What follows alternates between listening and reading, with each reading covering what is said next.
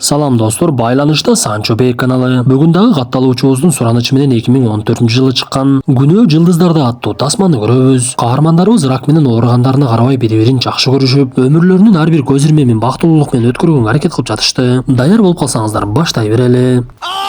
Я теперь точно знаю, куда метиться. С ума сойти! Достор, азыркы учурда биздин баатырларыбыз Парижге барып кыргыздын пейилин көрсөтүп, талыкпаган эмектеринин өзүрүн көрүп биринин артынан бири жакшы орундарга ээлешип жатышат. Биз дагы алардын катарында Кудай насип кылып сиздердин ар бириңиздердин жардамыңыздардын артында колдооңуздардын жыйынтыгы менен күмүш баскыч алганга мүмкүнчүлүк болду. Буйруса жакында каналыбызга сүрөтүн чыгарабыз. Ага чейин бизди ушул деңгээлге жеткирген катталуучуларыбыздын арасында Москвада көрүп жаткандарга маалыматыбызды айта кетели. Эгер сиз бизди Москва жергесинде көрүп жаткан болсоңуз, төмөнкү байланыш сандарды жазып алыңыз. Анткени жумушуңуз өзүңүзгө чагып айлыгыңыз көп суммада болгону менен документиңизде бир маселе болсо, жумушуңузда дагы жеке жашооңузда дагы чоң көйгөйлөр жаралып калышы мүмкүн. Ошондуктан биз айткан байланыш сандарды жазып, документиңиз бүтүп калса дароо жасатып алсаңыз болот. Андыктан жазууга даярданып калсаңыз +7 977 540 10 42.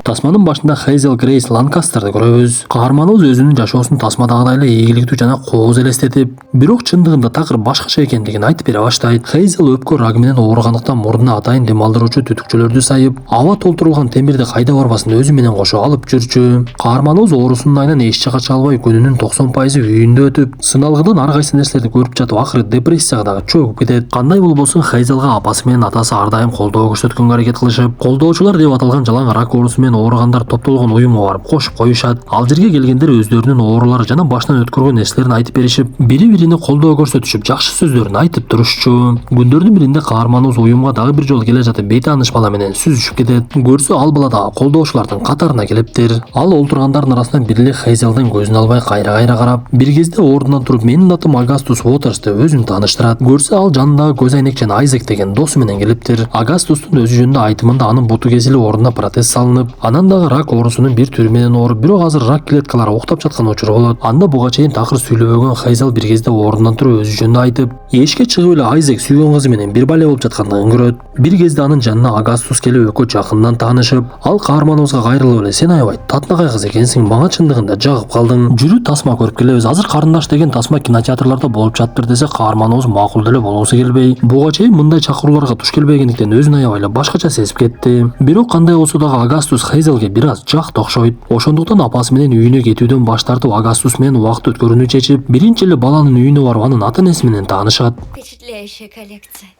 Да, играл раньше. Көрсө Агастус буту бар кезде баскетбол ойноп көптөгөн ийгиликтерге жетиптир. Ошентип алар баланын бөлмөсүнө кирип бири-бири менен сүйлөшө башташып, Хейзел оорусунун кандай болуп башталгандыгы тууралуу айтып берет. Каарманыбыздын 13 жашында анда рак оорусу бар экендиги байкалып, дарыгерлер колдон келишинче көрүшүп, бирок кандай болбосун өпкөсүндөгү ракты такыр эле айыктыра албай коюшат. Кубанычтуусу алар фаланксефир деген дарыны колдонушуп, рак оорусу бир аз болсо дагы жайланышып, бирок өпкөсүндө маселе чоң болгондуктан өз алдынча дем ала албай, анан дагы тепкичтен бир аз басса эле чарчап калат экен. Анда Агастус анын көңүлүн көтөрүп, өзү окуган китептер жөнүндө айтып берип, Хейзелдин дагы кайсы китепти окуп жаткандыгын сурайт. Анда алардын китепке болгон табити такыр эле эки башка экендигин түшүнүшүп, экөө бири-бири менен жакшы көргөн китептерин алмашып окууну чечишти. Ошентип арадан күндөр өтүп, көңүлү такыр эле ачылбаган кыздын бир аз маңдайы жарык боло баштагандыгын апасы дагы сезип калат. Ал кызынын башка китеп окуп жаткандыгын көрүп ичинен кубанып, бирок Хейзел билдирбей эле ал менен жөн эле таанышым деп коет. Анткени менен Хейзел күн сайын Агастустан коңгуроо күтүп жаткан. Бир күнү эле Агастус чалып калып, Хейзел оозу кулагына жете жылмайып, анын чакыруусу менен үйүнө дагы бир жолу барды. Көрсө Айзек сүйгөнү Моника менен сүйлөшпөй калып, кайгыга батып олтуруптур. Анда Хейзел дагы колдон келишинче сөз менен күч кубатын берип, Агастус болсо буга чейин алган сыйлыктарын досуна берип, ушуларды талкаласаң болот. Жиниңди ичиңде калтырбай сыртка чыгарып ал деп эле уруксатын берет. Эки каарманыбыз болсо бири-бирине берген китептер жөнүндө сүйлөшүшүп, биз ушул жерде Хейзел өзү жакшы көргөн китептин жазуучусу Ван Хутен менен жолукканды каалап жүргөндүгүн түшүнөбүз. Бирок ал канча жолу жазуучуга жазса дагы ал такыр эле жооп бербептир. Ошондуктан Агастус бир күнү кызга белек кылып, ал жакшы көргөн жазуучу тууралуу маалымат таап, анын кайда экенин жана электрондук поштасын таап берет. Бул маалыматка Хейзел аябай эле кубанып, жанагы электрондук поштага өзүнүн катын жазып, күндөрдүн биринде Ван Хутенден жооп келгендигин көрдү. Анда Ван Хутен Амстердамда жашагандыгын айтып, ал жака каарманыбызды мейманга чакырат. Хейзел бул тууралуу апасына айтса, апасы кызы үчүн кубангандыгын айтып, бирок ал жака барганга акчасы жок экендигин түшүндүрсө, кызы бир аз осол боло түшөт. Извини, я просто размечталась.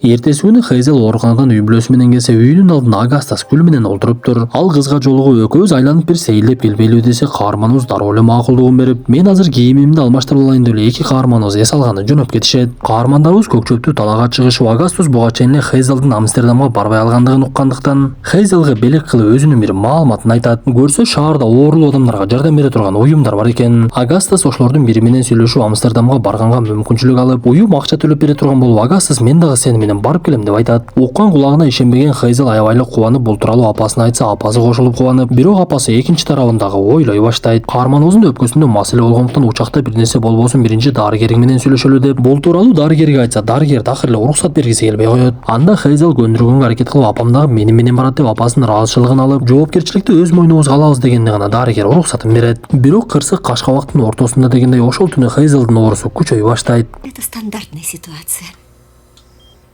Мы с ней можем... Хейзел ооруканага түшүп калып, бул нерсе көп деле коркунуч алып келбегендиги менен дарыгерлер бул жолу уруксатын бербей Амстердамга барганга болбойт деп коет. Анда Хейзел кайгыга батып, эмне кылышын билбей бир кезде Агастаска коңгуроо кылып, ал келсе каарманыбыз олтуруп алып эле Агастас менен олуттуу сүйлөшө баштайт. Мага сени менен убакыт өткөргөн жагып жатат, бирок экөөбүз бири-бирибизге көп деле байланбай эле коелу. Анткени мен убакытка коюлган жарылуучу заттаймын. Бир күнү келип жарылып кетсем, курчап тургандардын бардыгына зыян жеткирем. Ошондуктан сенин дагы жүрөгүңдү талкалап алууну каалабаймын десе, Агастас анын сөзүнө көңүл деле бургусу келбей, сен мени өзүңө жакындатпаганга аракет кылып жаткандыгыңды байкап эле турам. Бирок аны менен менин сезимим азайып калган жок да деп айтат. Бирок кантсе да Хейзел экөөбүз дос эле бололу десе, Агастус ооба же жок деп жооп бербей, каарманыбыз менен мамилеси мурдагыдай эле уланта берет. Бир күнү эле Хейзелге апасы өтө бир кубанычтуу кабарын айтты. Көрсө ал дарыгерлер менен сүйлөшүп, мурдагыдай 6 күн эмес 3 күнгө барабыз деп Амстердамга уруксат алып, Хейзелдин апасы жана Агастус болуп үчөө жөнөй башташат. Күткөн күн келип, каармандарыбыз Таластагы жаңы салынган аэропортко барышып, учакка олтурган кезде эле Агастус корко баштайт. Көрсө ал буга чейин бир дагы учакка олтурган эмес экен. Ошондуктан учак ордунан чыгып асманга уча баштаса, Агастус өзүн аябай эле башкача сезип, тасма көрүп өзүн алаксытайын деп жатса, каарманыбыз андан көзүн албай карап тура берет. Каармандарыбыз Амстердамга учуп келгенден кийин эң биринчи эле мейманканага жайгашышып, апасы кызына жан көйнөк белек кылып жатса, бир кезде эле саркеч костюмчугун кийип алып эле Агастус дагы келет. Көрсө эки каарманыбыз Кекеевке тамактанганы жөнөшкөн экен. Анда жаштар ашканага барып, ал жердеги мыкты тейлөөгө аябай таң калышып, буйрутмаларды берип, тамактардын өтө бир даамдуу экендигин сезишет. Ошентип экөө жакшы малайда олтурган кезде эле Агастус каарманыбызга мен сени сүйөм деген сөзүн айтып жиберди. Я влюблен в тебя. Бирок Хейзел дагы деле жакшы жаман дебей унчукпай кутулуп, тамактанып бүткөндөн кийин каармандарыбыз эсепти төлөйүн десе, буга чейин алар жолугабыз деген китептин жазуучусу төлөп коюптур. Ошентип каармандарыбыз кечти жакшы өткөрүшүп, эртең менен жазуучу Ван Хотенге жолукканы барышып, көздөгөн үйгө барса, аларды жазуучунун жардамчысы тосуп алат. Баатырды алыстан ук, жанына келсең бир киши дегендей каармандарыбыз жазуучунун китебин окушуп башкача бир таасир алышып, бирок жазуучунун өзү менен жолуккандарына деле өкүнүп кетишет. Анткени ал адам көп ичип, анан дагы ойду тоону сүйлөй берет экен. Көрсө кечеги тамак ашты дагы Ван Хотен өзү төлөбөй эле жардамчысы төлөп коюптур. Анан дагы бир кезде бегиштин обондорун коюп алып эле башын чайкап бийлей баштаган кезде каармандарыбыз жини келип, сиз биздин ишенимибизди актабадыңыз деп эле ал жерден кетип калышат. Бир кезде эле алардын артынан жардамчысы чыгып, каармандарыбыздан кечирим сурап, Ван Хотен акыркы күндөрү ушундай жолго түшүп алды. Сиздердин катыңыздарга мен жооп берип чакырган элем. Балким сиздерди көрүп менин китебимди жакшы көргөндөр бар экен деп таасир алабы деп ойлосом, такыр эле андай болбой калды. Ошондуктан сиздерден кечирим сурап шаарда айланып келейин деп эле музейлерге жөнөшөт. Бирок алар барган музей аябай бийик болгондуктан тепкичтердин көптүгүнөн Хейзел аябай кыйналып, бирок мен аягына чыгышым керек деп тепкичтер менен кыйналса дагы эң үстүнгү бөлүгүнө чыгат. Анда Хейзел музейдеги сүрөттөрдү көрүп демик чалдыбы билбейм, бир маал деле Агастусту өпкүлөй баштайт. Каармандарыбыз ошо менен эле токтоп калбай, андан соң мейманканага келишип, түнү 12ден кийин балдар уктаганда жасала турган ичти дагы жасап салышат. Ошол күндөн кийин каармандарыбыз бири-бирине жигит кыз болуп көңүлдүү убакыт өткөрүшүп, бир кезде эле Агастус Хейзелге өзүнүн бир суук кабарын айтат. Көрсө анын 1,5 жылдан бери белги бербей жаткан рак оорусу белги бере баштаптыр. Муну уккан Хейзелдин ишенгиси деле келбей коет. Анткени ушундай жашоодогу шайыр баланын бул дүйнөдөн кетип калышы акылга сиңбеген нерсе эле. Кантсе да алардын сапары карып, кайрадан үйүнө кайтышып, Агастус акырындан капельница алып дарылана баштайт. Бул убакта анын досу Айзектин оорусу күчөп, эки көзү тең соокур болуп калыптыр. Анда алар Айзекти таштап кеткен сүйгөн кызы Мониканы эстешип, биз андан өч алалы дейт дагы дүкөнгө барып жумуртка сатып алышып, Мониканын үйүнө барышат дагы анын унаасын жумуртка менен койгулай башташат. Ошентип көзү көрбөй алган Айзекке жумуртканы кайсы тарапка ыргытышты айтышып мокумдарын кандырып, Хейзел кечинде уктап жатса эле Агастус ага коңгуроо кылып калат. Анда Агастус мага келип жардам бербесең болбойт деп эле өзүнүн дарегин айтты. Көрсө ал унаасын айдап келе жатып оорусу күчөп эле алдан кетип калыптыр. Анда Хейзел дароо эле тез жардам чакырып Агастусту ооруканага алып кетишип, Хейзел Агастустун апасына жолукса абалы аябай оор экендигин айтат. Көрсө баланын өмүрүнө аз эле убакыт калгандыктан аны дарылаганга дагы жол жок деп айтышып, жакында үйүңөргө алып кетсеңер болот деп уруксат бериптир. Ошентип ооруканадан чыккан каарманыбыздын денесинин күчү кетип арабада олтуруп калгандыгын көрөбүз. Бирок кантса да Хейзел анын жанынан такыр чыкпай чогуу бир жактарга барып эс алышып, колунан келишинче Агастустун көңүлүн ачып ага жакшы сөздөрүн айтып жатты. Бир күнү Агастус досу Айзек менен Хейзелге суранычын айтат. Силер мен өлгөндөн кийин Тажиямда экөөңөр сөз сүйлөгүлө.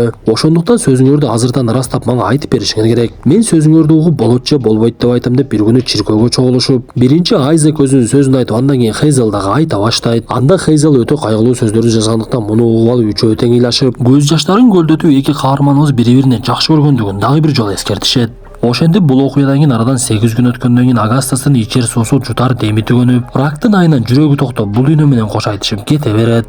Это было непереносимо. Все.